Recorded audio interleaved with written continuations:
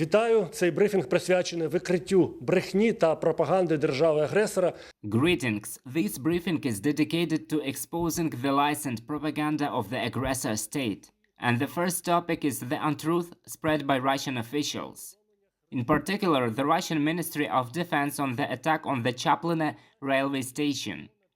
In its official reports, Russia claims that more than 200 servicemen of the Ukrainian armed forces were killed as a result of the Iskander missile strike. While the official information is completely different, 25 citizens of Ukraine, innocent civilians, were killed, but only that Russia is waging an aggressive war against Ukraine and they were in the wrong place at the wrong time.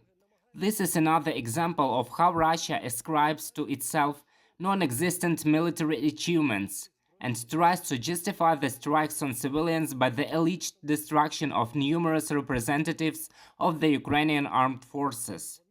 This is not true and a systematic tool of lies that Russia is spreading. In particular, during the last few days, they have repeatedly spread such nonsense. Russia claimed through its Ministry of Defense that as a result of their actions, representatives of the 14th Mechanized Brigade were killed near the city of Soledar Donetsk region.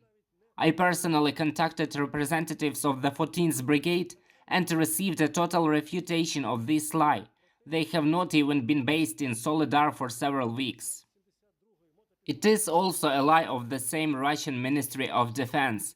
However, that as a result of a fire strike on the positions of the 72nd Motorized Brigade in the area of the city of Bakhmut, more than 50 Ukrainian soldiers were killed. I received the information from the 72nd Brigade. This is not true, and they are not based in the area of this city either. The third example of a lie is the strike on the positions of the 95th Airborne Assault Brigade in the area of the city of Slovyansk, and received a refutation from representatives of this brigade.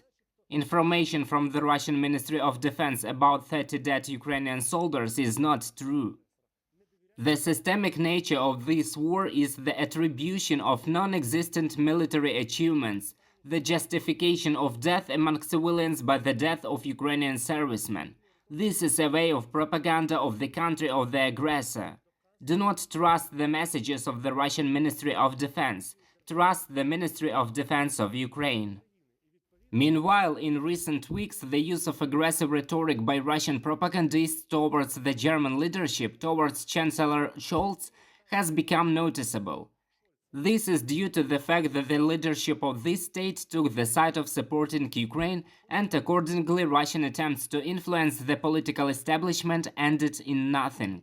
After that, we see caricatures and attacks on Chancellor Scholz in the Russian propaganda media.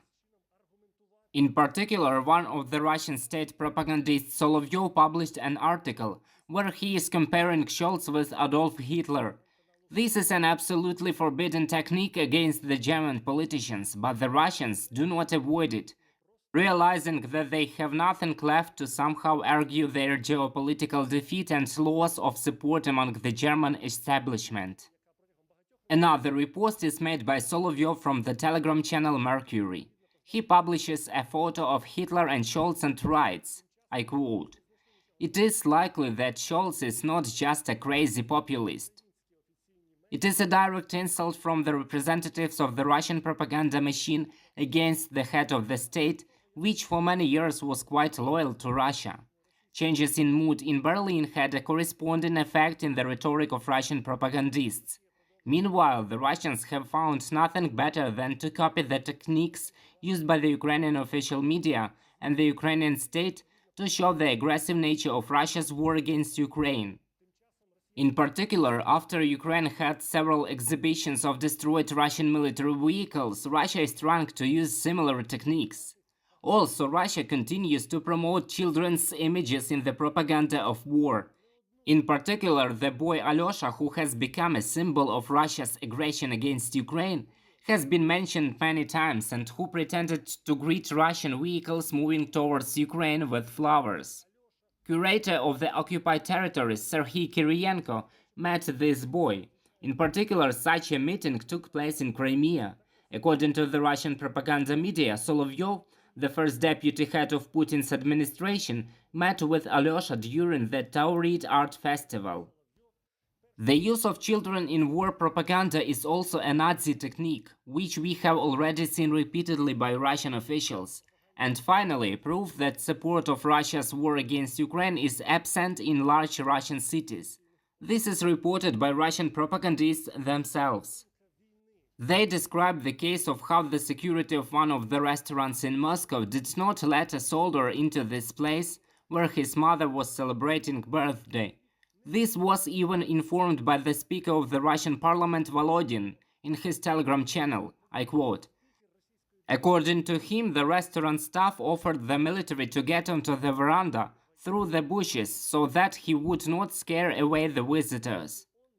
Thus, this once again confirms that Russia's war against Ukraine is not only aggressive in its nature, it destabilizes the Russian society itself, which is not yet capable of protesting, but further pressure from the West and Ukraine, so that the Russian citizens themselves took up the issues of the changes of power in Russia.